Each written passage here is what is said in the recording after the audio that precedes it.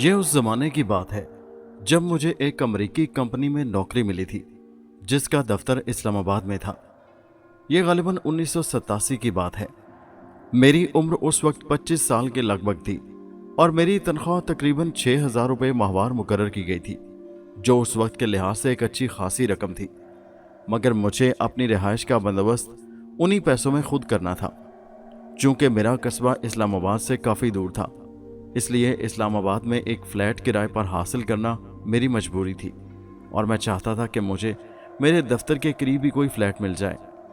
मगर काफ़ी तलाश के बावजूद भी दफ्तर के करीब मुनासिब किराए पर कोई फ़्लैट न मिल सका।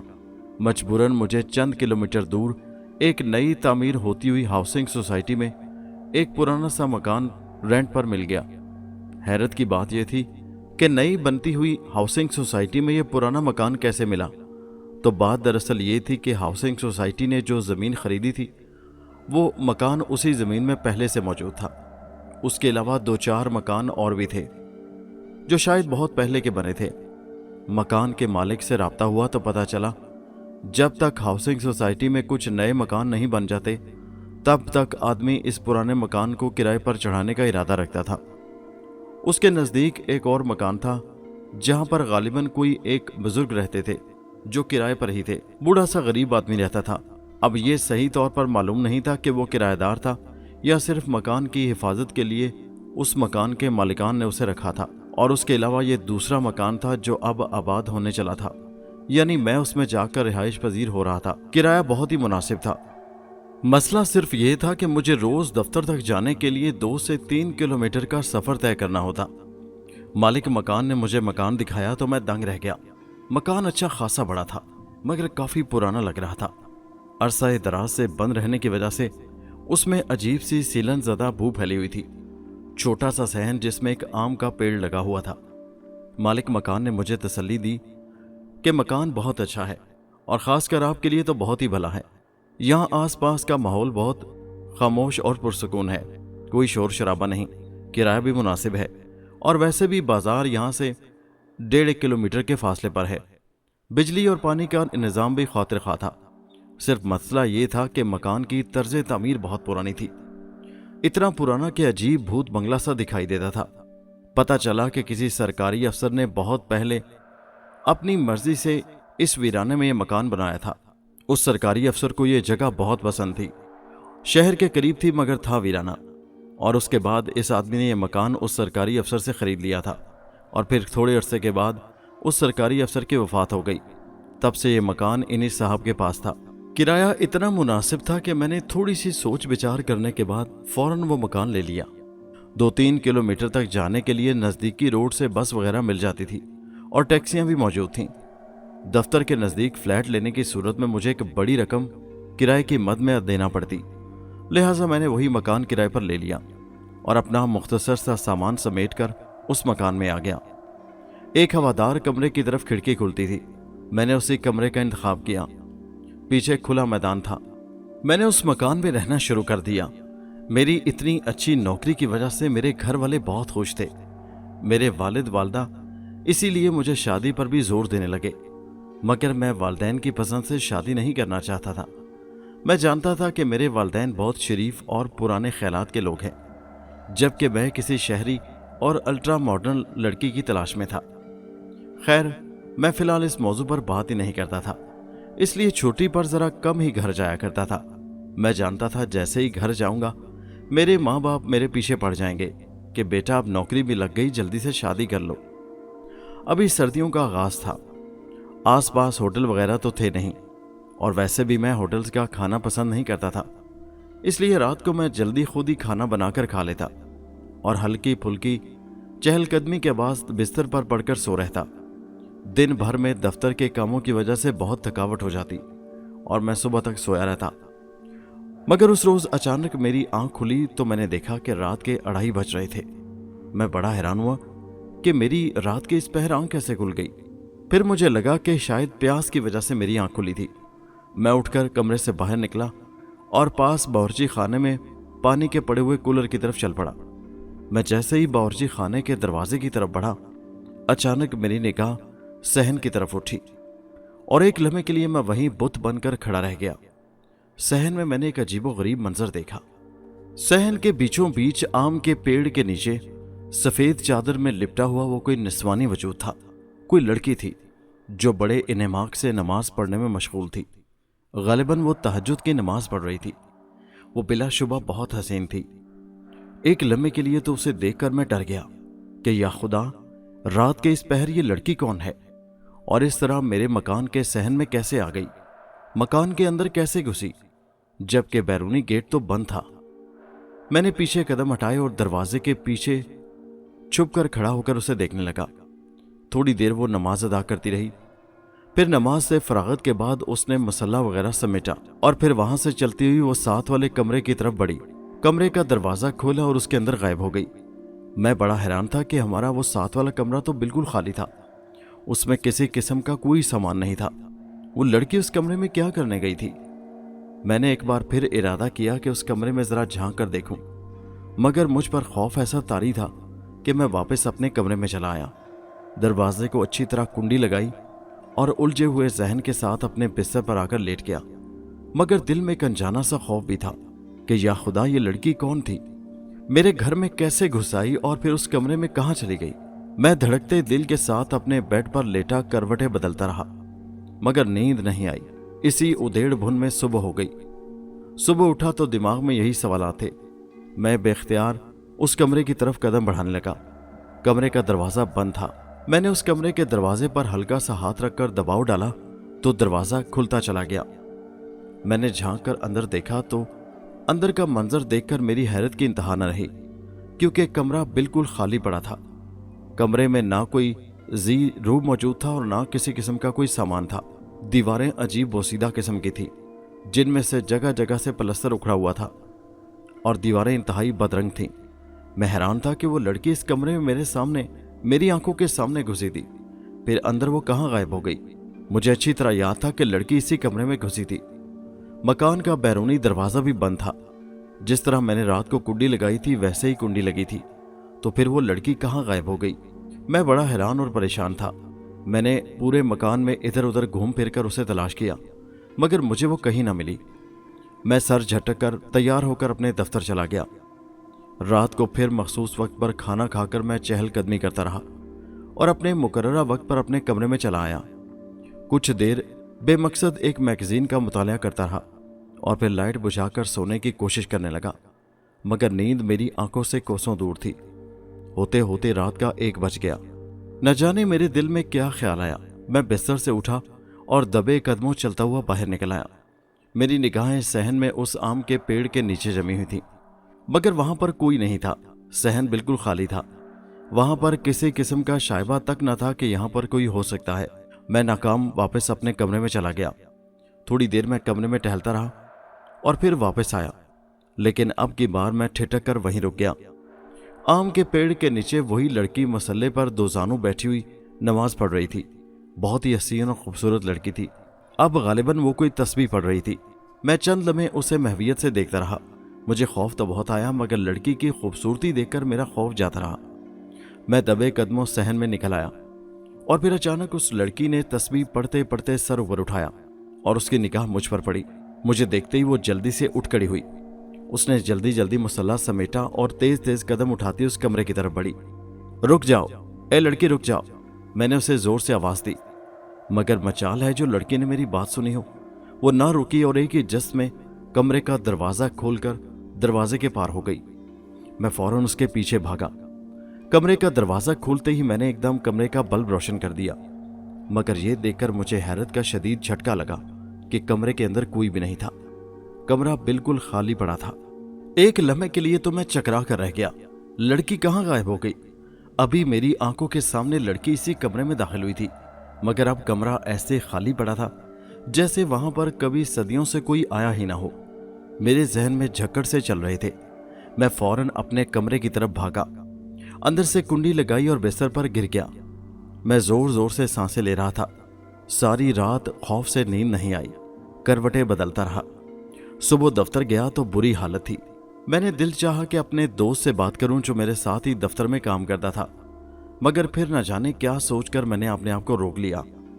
अगली रात फिर मेरे लिए एक परेशान कुन रात थी।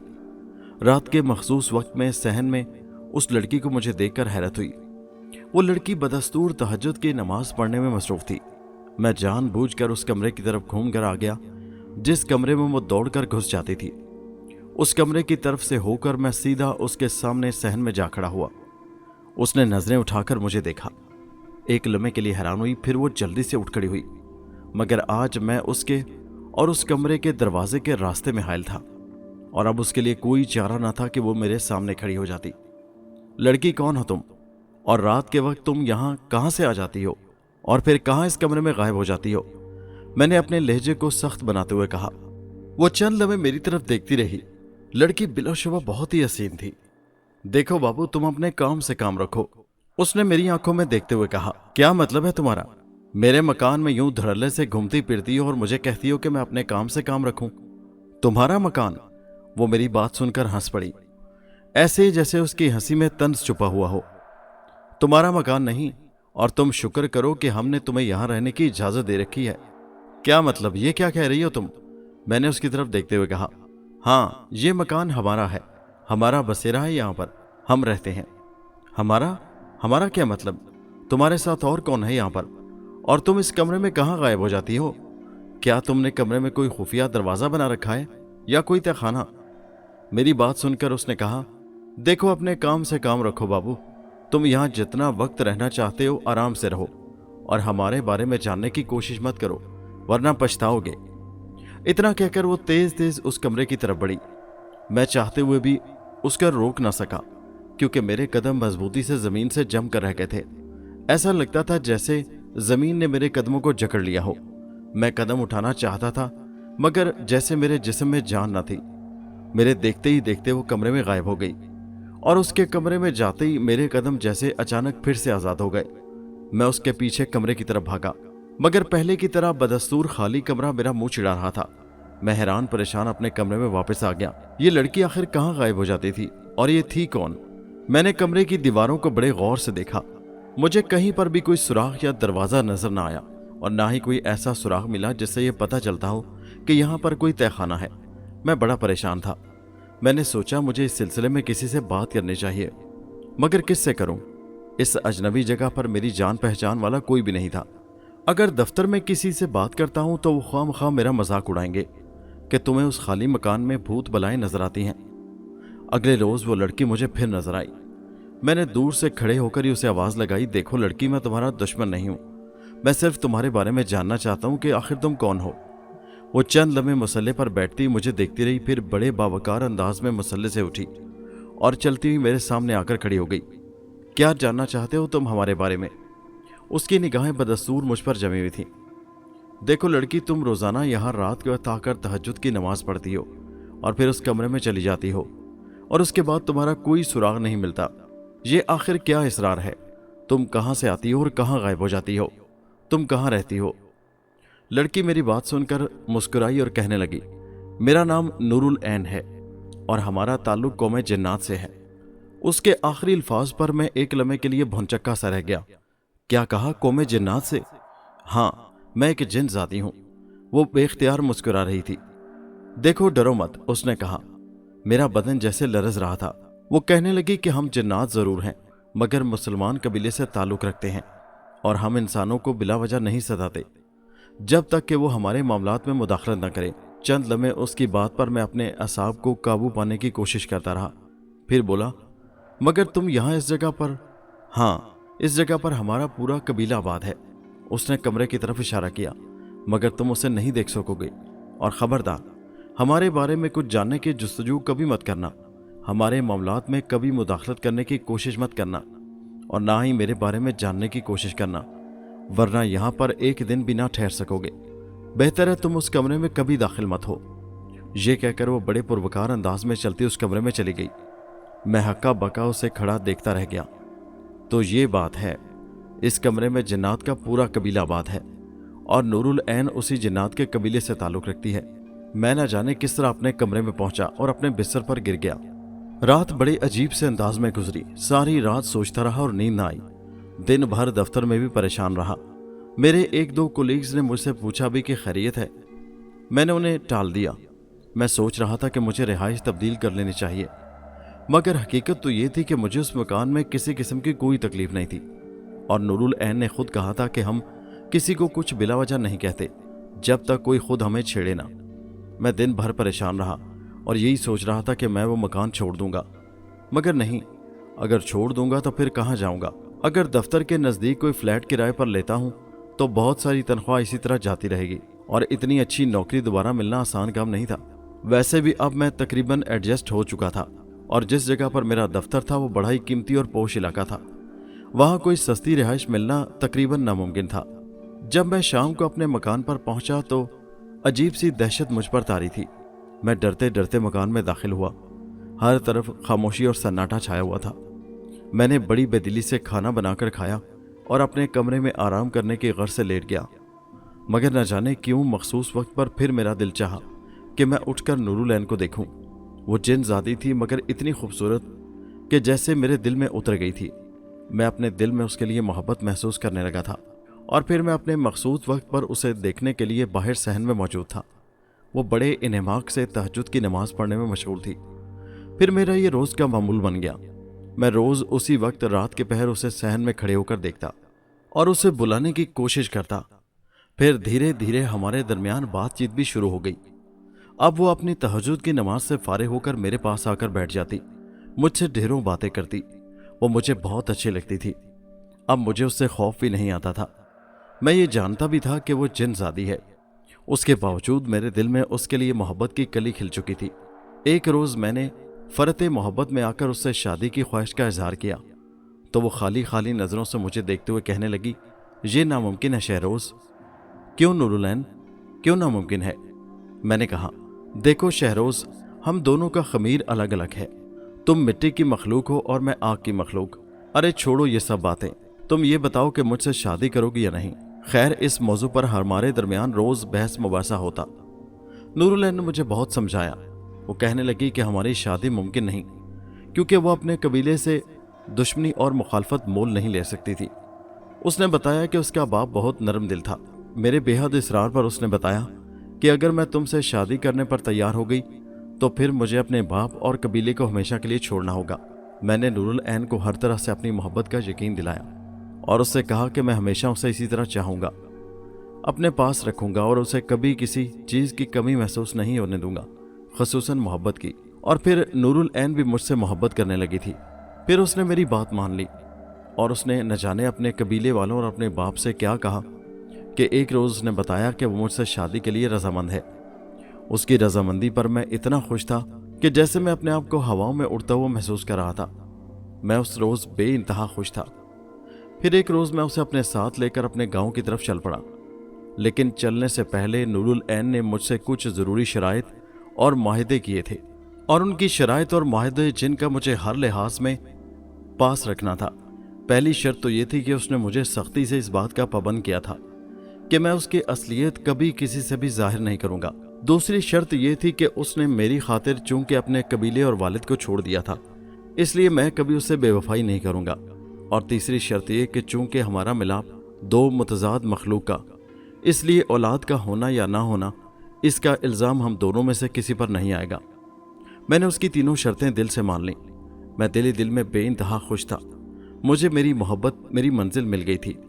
जब नूरुल ऐन को मैं साथ लेकर अपने घर पहुंचा तो मेरे माँ बाप जहां मेरे घर आने पर बहुत खुश थे, नूरुल ऐन को देखकर बड़े हैरान हुए। मैंने अपने माँ बाप से नूरुल ऐन का तारुफ करवाया। मेरे घर पर मेरी एक छोटी बहन भी थी, सबा। मैंने उसे भी बताया कि नूरुल ऐन तुम्हारी भाभी हैं। मेरे वालिद तो मेरी पसंद पर बहुत खुश थे और बहन भी खुश थी, मगर मेरी माँ मुझे बड़ी तनकीदी नज़रों से देख रही थी। नूरुल ऐन के बारे में मैंने उन्हें बताया कि मेरे दफ्तर में एक बुजुर्ग काम करते थे। नूरुल ऐन उनकी बेटी हैं। उन बुजुर्ग की चंद महीने पहले नागहानी मौत हो गई और पीछे इस लड़के के सिवा उनका कोई नहीं था। लिहाजा मरने से पहले उन्होंने अपनी बेटी की जिम्मेदारी मुझ पर सौंप दी थी और मैंने उन्हें वादा दिया था कि मैं इसे अपनी बीवी बनाकर अपने पास रखूंगा। मेरे वालिद तो इस नेकी पर बहुत खुश थे और उन्हें कोई इतराज़ नहीं था। सबा भी इतनी खूबसूरत भाभी पाकर खुश थी, मगर मेरी माँ को मेरी ये हरकत बिल्कुल पसंद ना आई। कहने लगी, मैंने तो तेरे लिए बहुत से ख्वाब देखे थे कि तेरी इतनी अच्छी नौकरी लग गई है अब तेरे लिए अपनी पसंद की लड़की ढूंढूंगी, मगर तू उस लड़की को उठाकर घर ले आया जिसका आगे का न पता न पीछे का, और खुदा मालूम ये लड़की कौन है, कहाँ से आई है। लेकिन मेरी माँ को पता था कि मैं अपनी जिद पर कभी नहीं झुकूंगा, इसलिए एक शाम सादगी से मेरा निकाह नूरुल ऐन के साथ हो गया और नूरुल ऐन मेरी बीवी बनकर मेरे साथ रहने लगी। नूरुल ऐन को मैं अपने साथ उसी मकान में रखना चाहता था जहां से मैं नूरुल ऐन को लेकर आया था, मगर नूरुल ऐन मुझे कह चुकी थी कि वहां पर उसका कबीला आबाद है, इसलिए अब मैं वहां उस मकान में नहीं रहूंगी, बल्कि यहाँ तुम्हारे माँ बाप के घर में रहूंगी और उनकी खिदमत करूंगी। मैंने नूरुल ऐन की ये बात मान ली। नूरुल ऐन मेरे घर पर ही मेरे माँ बाप के साथ रहने लगी। मैं जब भी घर जाता, माँ उसकी हजारों शिकायतें लेकर मेरे पास बैठ जाती, मगर नूरुल ऐन की जुबान पर एक शिकवा भी ना होता। मैं जानता था कि मेरी माँ उसके साथ जुल्म और ज्यादती कर रही है, मगर फिर भी मैं उसकी मोहब्बत, उसकी वफा पर बेहद सरशार था। इसी तरह 1.5 साल का अरसा गुजर गया और एक दिन मुझे यह रूह फरसा खबर मिली कि हमारी कंपनी का मुआहदा खत्म हो चुका था और मेरी नौकरी जाती रही थी। मैं मुस्तकिल वापस घर आ गया। मेरी इस तरह नौकरी के चले जाने पर मेरी माँ भी उसे नूरुल ऐन की नहुसत करार देती, और दूसरा मेरी माँ को यह शिकायत थी कि 1.5 साल का अरसा गुजर जाने के बावजूद हमारे आंगन में कोई कली नहीं खिली थी, हमारे घर में कोई बच्चा पैदा नहीं हुआ था। मगर नूरुल ऐन ने इस मामले में मेरा बड़ा साथ दिया। उसने कहा, परेशान मत हो, सब बेटों की माएँ इसी तरह सोचती हैं, आप बस अपने रोजगार के सिलसिले में तवज्जो दीजिए, कोई कारोबार शुरू कीजिए। मैंने कहा, नूरुल ऐन, कारोबार के लिए दौलत सरमाया चाहिए होता है। कहने लगी, आप फिक्र मत करें, इंतजाम हो जाएगा। कैसे इंतजाम होगा भाई? मैंने कह दिया ना, हो जाएगा। अगले रोज शाम के वक्त हमारे दरवाजे पर दस्तक हुई। जब दरवाजा खुला तो एक बुजुर्ग आदमी मेरे दरवाजे पर खड़े थे। उन्होंने मेरा नाम पूछा, मियाँ शहरोज तुम ही हो? जी हाँ बुजुर्गवार, मैं ही शहरोज हूँ। कोई काम है मुझसे क्या? हाँ बस ये रखो रकम हमारी तरफ से, कारोबार शुरू करने के लिए काम आएगी। बुजुर्गवार ने एक भारी थैला मेरे हाथ में पकड़ाते हुए कहा। गालिबन उसमें रुपए थे। मैं बड़ा हैरान हुआ और बुजुर्गवार की तरफ देखकर कहने लगा, मगर बुजुर्गवार, मैं आपको जानता तक नहीं, आप कौन हैं और ये इतनी बड़ी रकम? मैंने हैरत से रकम का थैला पकड़ते हुए कहा, मियाँ ये मत पूछो, हुक्म हुआ है कि तुम्हारी मदद की जाए। ये कहकर बुजुर्ग ने मेरे जवाब का इंतजार नहीं किया और उल्टे कदमों वापस मुड़ गए। मैं हैरत से हाथ में पकड़े हुए उस रकम के थैले को देख रहा था और फिर मैं फौरन समझ गया कि यह करिश्मा साजी भी नूरुल ऐन की थी। खैर, वो रकम इतनी ज्यादा थी कि मैं बड़ी आसानी से एक अच्छा कारोबार शुरू कर सकता था। मैंने उन्हीं पैसों से शहर में कपड़े का कारोबार शुरू किया, जो खूब चल निकला। मेहनती तो मैं था ही। मैं जानता था कि ये सब मेहरबानियां नूरुल ऐन की थी। फिर मेरे इस तरह कारोबार से घर की हालत बदलने लगी, मगर मेरी माँ की ज़हनी हालत न बदली। उसे नूरुल ऐन से खुदा वास्ते का बैर था और औलाद ना होने की वजह से मेरी माँ ने आमिलों और सन्यासियों के पास चक्कर लगाने शुरू कर दिए। लेकिन शायद मेरी माँ के वहमो गुमान में भी ये बात ना थी कि औलाद के चक्कर में एक नई बात का इंकशाफ उस पर होगा, और वो ये कि उसकी बहू इंसान नहीं बल्कि एक जिन्नज़ादी है। माँ को ये बात एक आमिल के जरिए पता चली, जिस आमिल के पीछे वो पड़ी थी इस बात पर कि वो नूरुल ऐन से मेरी जान छुड़ा दे, या फिर दूसरी बात यह कि नूरुल ऐन के यहाँ औलाद क्यों नहीं हो रही। मगर जब मेरी माँ पर यह इंकशाफ हुआ तो वो सकते में आ गई। अब तो इस बात पर बड़ी परेशान हुई। फिर उसने उसी अमल से कहा कि वो उस जिन्नज़ादी से मेरी जान छुड़ा दे। ये बात उस रोज़ मुझे पता चली जब नूरुल ऐन ने मुझे बताया कि तुम्हारी माँ मेरी असलियत से आगाह हो चुकी है और अब मुझे इस घर से भगाना चाहती है। नूरुल ऐन मेरी मोहब्बत में मेरे घर वालों के खिलाफ कोई कदम नहीं उठाती थी, मगर मेरी माँ ने उसका जीना दोबर कर दिया। मैंने अपनी माँ को समझाया कि माँ, ऐसे इक़दामात से परहेज करो, मगर मेरी माँ उल्टा मुझे डांटने लगी। कहने लगी, तू कैसा इंसान है? तू जानता था कि वो डायन चुड़ैल है, जिन्नज़ादी है, मगर तू फिर भी उसे ब्याह कर घर ले आया। मैंने माँ को बहुत समझाया, माँ वो एक नेक जिन्नज़ादी है, मगर मेरी माँ अपनी बात से ना हटी। वो बाज ना आई और नूरुल ऐन पर तरह तरह के अमल करवाने शुरू कर दिए। वो बेचारी मेरे आगे रोती पीटती और कहती कि मैं तुम्हारे घर वालों को कुछ कहना नहीं चाहती, अपनी माँ को रोको, मैं उन्हें कोई नुकसान नहीं पहुंचाना चाहती, वरना मैं भी जवाबी कार्रवाई कर सकती हूँ। मैं माँ को समझाता रहा, मगर माँ बाज ना आई। नूरुल ऐन ने घर में दौलत की रेल पेल कर दी। वो हर तरह से मेरी माँ को खुश रखने की कोशिश कर दी, मगर मेरी माँ बस एक ही जिद पर अड़ी थी कि उसे घर से निकालूं। मगर मैं तो नूरुल ऐन के बगैर जीने का तस्वुर भी नहीं कर सकता था। मैंने अपनी माँ का कहना मानने से इनकार कर दिया। और फिर एक दिन जब मैं अपनी दुकान से वापस आया तो घर में अजीबो गरीब किस्म की चीखों पुकार फैली हुई थी। मैं धड़कते दिल के साथ अपने घर में दाखिल हुआ तो ये देखकर मेरे रोंगटे खड़े हो गए। पूरे घर में एक अजीब किस्म का धुआं सा फैला हुआ था और मरकजी हाल में एक आमिल आलती पालती मारे बैठा था। उसके सामने आग जल रही थी और आमिल के करीब ही मेरी माँ बैठी थी। मेरी माँ उठकर मुझसे लिपट गई और कहने लगी, बेटा तू फिक्र मत कर, मेरे बच्चे तेरी जान उस जिनजादी से मैं छुड़ा लूंगी। ये डायन है, चुड़ैल है, देख मेरे बेटे का क्या हाल कर दिया। उधर मेरे कमरे से नूरुल ऐन के चीखों पुकार की आवाजें बुलंद हो रही थी। मैंने अपनी माँ को परे हटाते हुए अपने कमरे की तरफ दौड़ लगाई। कमरे का दरवाजा खोलना चाहा मगर पता चला कमरे को बाहर से ताला लगा हुआ था। मैं वापस मुड़ा और माँ से कहा, माँ चाबी दीजिए, दरवाजा खोलिए, अंदर नूरुल ऐन पर न जाने क्या गुजर रही है। माँ कहने लगी, पागल हो गया क्या? हमने बड़ी मुश्किल से उस डायन को अंदर कमरे में बंद किया है और आमिल साहब ने उस पर ऐसा अमल किया है कि अब हमारी उससे जल्दी जान छूट जाएगी। माँ की बात सुनकर मेरे चेहरे पर हवाइयाँ उड़ रही थीं। मैं भागता हुआ आमिल की तरफ गया और कहने लगा, बाबा जी जल्दी से नूरुल ऐन को छोड़ दीजिए, खुदा के वास्ते उसे छोड़ दीजिए। आमिल जो आंखें बंद किए कुछ पढ़ रहा था, उसने अपनी आंखें खोलकर मेरी तरफ देखा। उसकी आंखें लाल अंगारा हो रही थी। उसके चेहरे पर बहुत ही सख्ती थी। उसने मुझे हाथों से इशारा किया कि पीछे हट जा। खुदा के लिए बुजुर्गवार, नूरुल ऐन को छोड़ दीजिए। वो जिनजादी है मगर वो शैतान नहीं, वो नेक जिनजादी है, मुसलमान है। मगर आमिल बाबा ने मेरी एक ना सुनी। मैं फिर पागलों की तरह दौड़ता हुआ दरवाजे की तरफ गया और दरवाजे को जोर जोर से धक्के देने लगा कि शायद दरवाज़ा खुल जाए, मगर दरवाजे पर तो बड़ा सा ताला लगा हुआ था।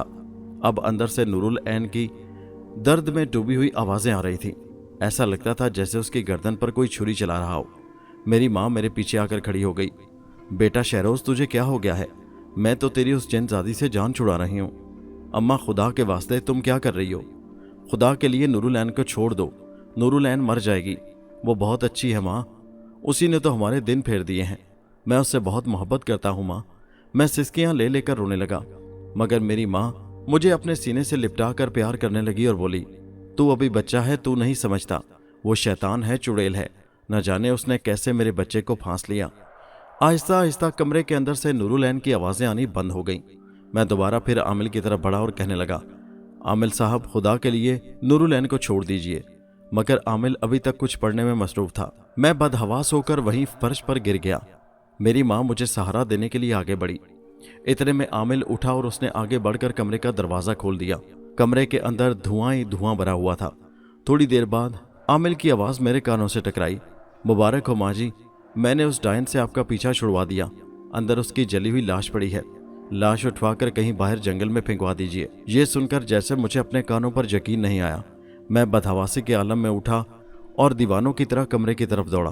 कमरे के दरवाजे पर पहुंचा तो मैंने देखा पूरा कमरा धुएं से भरा हुआ था। मैं धुएं की परवाह किए बगैर कमरे में दाखिल हो गया और मुझे फर्श पर पड़ी हुई नूरुल ऐन की लाश नजर आई। उसकी अध खुली आंखें उदास थीं और उसकी रूह निकल चुकी थी। नूरुल ऐन मर चुकी थी।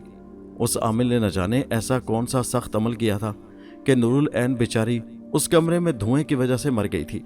मेरी माँ और आमिल ने मिलकर दोनों ने नूरुल ऐन को पहले कमरे में बंद किया, फिर आमिल ने दरवाजे पर कोई हिसार खींच दिया था जिसकी वजह से नूरुल ऐन कमरे से बाहर नहीं निकल सकती थी। इतने में मेरे पीछे मेरी माँ दाखिल हुई और उसने आगे बढ़कर मुझे लिपटा लिया और कहने लगी, बच्चा खुदा का शुक्र अदा कर कि तेरी इस डायन से जान छूटी। मगर मैं कुछ नहीं सुन रहा था कि मेरी माँ क्या कह रही है। मैं नूरुल ऐन की लाश के साथ लिपटकर ज़ारों के तार रोने लगा। थोड़ी देर तक मैं रोता रहा और फिर न जाने किस वक्त मैं बेहोश हो गया।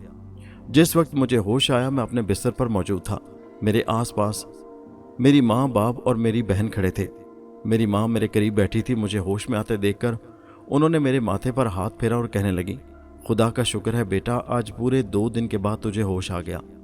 अल्लाह का शुक्र है कि हमारी उस डायन से जान छूटी। नूरुल ऐन का खूबसूरत चेहरा मेरी आंखों के सामने आ गया और मेरी आंखों से बेख्तियार आंसू निकल पड़े। मैं नूरुल ऐन के साथ किए गए वादे पूरे न कर सका। मैं नूरुल ऐन को नहीं बचा सका। मुझे नहीं पता था कि मेरी माँ अंदर ही अंदर क्या खेल खेल रही थी और किस तरह के खतरनाक आमिलों से नूरुल ऐन के खिलाफ अमल करवा रही थी। मगर नूरुल ऐन वफा की देवी थी। उसने मेरे घर वालों को कोई नुकसान नहीं पहुंचाया। اور نہ ہی کبھی ان کے خلاف کوئی کارروائی کی۔ بے شک نورل عین نے اپنے وعدے کا پاس کیا تھا، مگر میں اپنے وعدے اور شرائط پر پورا نہ اتر سکا، اور میری لاپرواہی سے نورل عین اپنی جان سے ہاتھ دھو بیٹھی۔ اس کے بعد میں کتنے ہی عرصے تک بستر پر پڑا رہا۔ میں گمسم ہو گیا، مجھے جیسے سکتہ سا ہو گیا تھا۔ کوئی بات کرتا تو میں آگے سے ہوں ہاں کر کے جواب دے دیتا، خود سے نہیں بولتا تھا۔ میری ماں اور میری بہن دن رات میری تیمارداری میں لگی رہتی۔ والد صاحب سخت پریشان تھے۔ وہ ہزار کوششیں کرتے کہ میں کسی طرح بولوں ہنسوں، مگر میں نہ بولتا تھا نہ کچھ۔ کاروبار آہستہ آہستہ تباہ ہو گیا، کیونکہ کاروبار ملازمین کے رحم و کرم پر تھا۔ میری ذہنی حالت بگڑتے بگڑتے اس طرح ہو گئی کہ میں جیسے نیم پاگل سا ہو گیا۔ اب میں آنے والے کو پہچانتا بھی نہیں تھا۔ میری ماں میرے غم میں رو رو کر پاگل ہو چکی تھی۔ میری ماں نے بہت کوشش کی کہ کسی طرح میں ٹھیک ہو جاؤں، مگر ایسا نہ ہو سکا۔ میری بہن بھی ہر وقت روتی رہتی۔ والد صاحب بھی بیچارے پریشان تھے اور وہ بھی بیمار ہو کر چارپائی سے لگ گئے۔ لیکن میری والدہ کی حالت اس قدر خراب ہو گئی کہ ایک روز ہارٹ اٹیک سے ان کی موت ہو گئی۔ میری والدہ کی خواہش بھی پوری نہ ہو سکی۔ انہوں نے بیٹے کی زندگی بچاتے بچاتے انجانے میں اس کا گھر اجاڑ دیا تھا۔ والد صاحب پر فالج کا اٹیک ہوا اور وہ بیچارے بستر پر پڑ گئے۔ چھوٹی بہن پر سارے گھر کی ذمہ داری آن پڑی۔ وہ بیچاری سلائی کڑائی کر کے گھر کا نظام چلانے لگی۔ میرا دماغ جیسے بالکل معاف ہو چکا تھا۔ ہر وقت نورل عین کی تصویر میری آنکھوں کے سامنے رہتی۔ والد صاحب کی وفات ہو گئی تو میری بہن صبا نے میرا علاج کرانے کی بہت کوشش کی، مگر نہ ہی پہلا علاج کچھ کارگر ہوا اور نہ ہی بعد کے علاج سے کچھ افاقہ ہوا۔ میری ذہنی حالت روز سے روز خراب ہوتی جا رہی تھی۔ پھر محلے والوں نے میری بہن کو مشورہ دیا کہ کب تک اپنے بھائی کے لیے اپنی زندگی عذاب بنائے رکھو گی، اس کی ذہنی حالت بالکل ٹھیک نہیں ہوگی، یہ ایسے ہی پاگل رہے گا۔ پھر محلے کے چند بزرگوں نے زور دے کر میری بہن کو شادی کے لیے مجبور کر دیا، اور پھر خود ایک اچھا سا رشتہ دے کر میری بہن کی شادی اس لڑکے کے ساتھ کر دی، اور باہمی رضامندی سے مجھے پاگل خانے میں داخل کرا دیا گیا۔ تب سے اب تک میں پاگل خانے میں ہی رہتا ہوں۔ پاگل خانے میں کون آتا ہے کون نہیں مجھے کچھ معلوم نہیں۔ کبھی کبھار میری بہن آتی ہے تو مجھے اس کی صورت جانی پہچانی معلوم ہوتی ہے۔ مجھے دیکھ کر وہ بیچاری خاموش آنسوؤں کے ساتھ روتی رہتی ہے اور پھر چلی جاتی ہے۔ مجھے اس پاگل خانے میں کئی سال بیت چکے ہیں۔ میں اب بھی زندہ ہوں، نورل عین کی یادوں کو اپنے سینے سے لگائے اور اپنی زندگی کے دن پورے کر رہا ہوں۔ نہ جانے کب میری اس قید خانے سے نجات ہوگی، زندگی کے اس قید خانے سے۔ میرے لیے دعا کیجیے کہ اللہ مجھے جلد از جلد سکون کی موت نصیب فرمائے، آمین۔